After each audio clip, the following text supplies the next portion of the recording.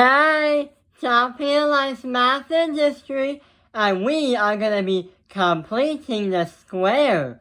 So, we are going to be learning about a new way to understand what the binomials are if we try to factor out a quadratic trinomial. So, for a warm-up, let's try and find the factors of this quadratic trinomial.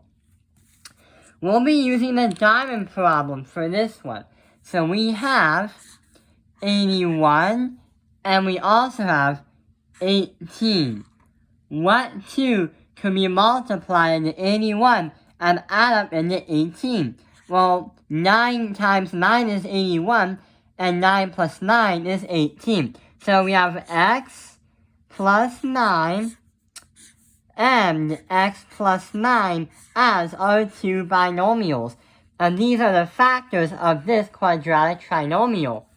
If you like it in a different way, it's x plus 9 squared because you are foiling and multiplying them together. Let's try out another one. Okay, so here's another one. X squared plus 10x plus 25. We're going to use the diamond problem again.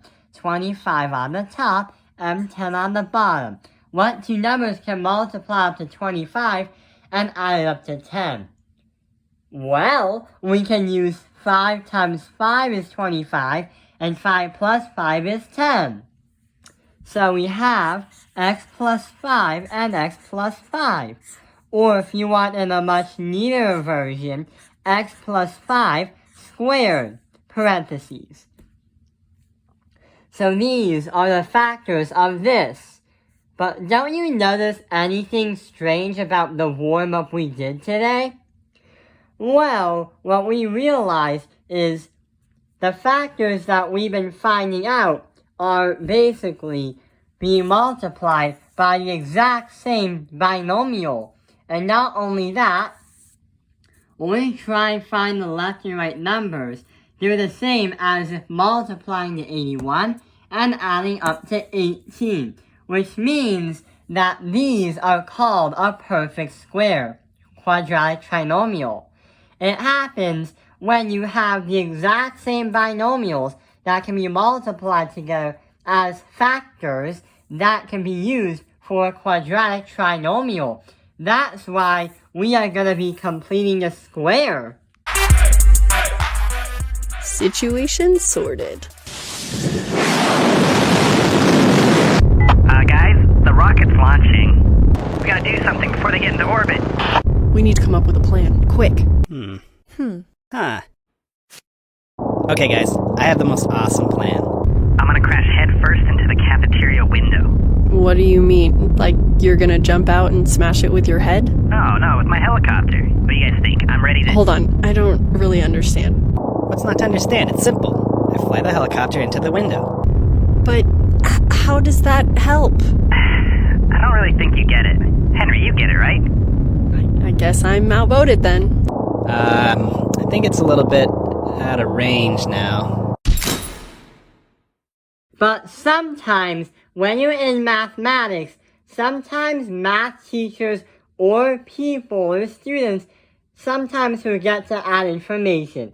And that's when some of the quadratic trinomials are actually not complete. That is why we actually have to complete them. So, just like the two models that we have been looking at with this one and that one, if these are two examples of perfect quadratic trinomials that are squares, how can we make this quadratic trinomial a square? Well, what can we do to find the c value? Because the c value is the only thing that is missing. Well, what we could do is we can always guess and try to FOIL it out and try and do the math. But that'll take like forever. Like 2 hours later. Meanwhile, 8:01 p.m. And that's not what we want to do. There is actually a formula that can help us find the c value. The formula is If you have x squared plus bx representing these two objects, then we'll have to add that by b squared, divide that by 2, and that's the same thing as saying your binomials, or your twin binomials, would be x plus b divided by 2 squared. B divided by 2 is going to help you understand to get your x plus whatever number, like x plus 9 squared. Here's an example. So we have 6 as our bx. So we have to do bx, divide that by 2 as squared. When we insert that, we have 6x, divide that by 2 squared. The last thing we gotta do is simplify. So now we have 3 squared. But we have to star it because we'll use that number 3 for later. So 3 times 3 is equal to 9. But without having to FOIL it and without having to actually do the math and use the diamond problem, we can use an express version of factoring. The reason why we actually had that star in the first place, because that 3 is telling us that we can have two binomials that can be multiplied together at the same time. So we have x plus 3 and x plus 3, but in parentheses. That also can be x plus 3 parentheses squared.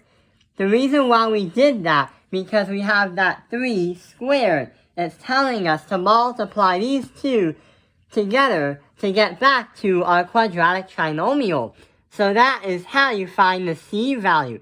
But what happens if your bx or your b value is not divisible by 2? Okay, so in this scenario, we have x squared minus 9x, whatever the c value is. So in this case scenario, we have to divide by 2, because we're going to use the formula bx with 2 with squared. But the problem is you can't evenly divide by 9, because when you try and get your perfect square in this quadratic trinomial, decimals are not allowed. But who said fractions can't be allowed? So we are gonna convert this to something else. Instead of using this formula, we're gonna use an exclusive formula that will only help us when we have numbers that can't be divisible by 2. That is 1 over half, or 1/2 of your b value squared. That is another way of saying it as bx divided by 2 squared. So technically, it's another way of saying it, but it helps us understand better what to do. Here's an example. We keep negative 9 over 2 as a fraction. Then we have to multiply that by 1 over 2, since 1/2 of b squared is going to work. When we do that, we're going to have 9 over 4, so negative 9 over 4. So 9 over 4 squared, but we have a negative. 9 over 4 times 9 over 4, that's going to be 81 over 16 as a fraction, but positive. That is going to be our c value. But how do we find the factors? Just like the previous problem, you don't actually have to do the math and FOIL it out. We can, however, write it as x plus 81 over 16 squared, or x plus 81 over 16 parentheses 81 over 16. X plus 81 over 16. So that is how we can find the two factors and have the c value make the quadratic trinomial a perfect square, as if it was missing information. And that is how we can complete the square. I hope this video has helped you. Thank you for watching Topping Your Life's Math Industry. Like and subscribe. And let's see Henry Stickmin completing the mission. Seems like Henry's got a plan. So, yeah. Yeah. Oh, yeah. Oh, yeah. That's a great idea. Alright, you guys do your thing. I'll be ready. What? Who's that?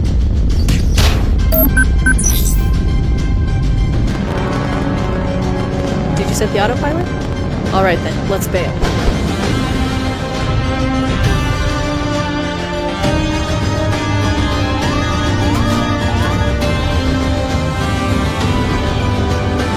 Ah, what a move.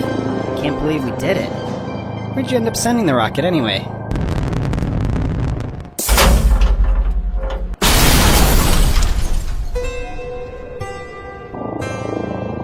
That was a lot of fun. You know, feel free to call us if you got any more jobs to do together.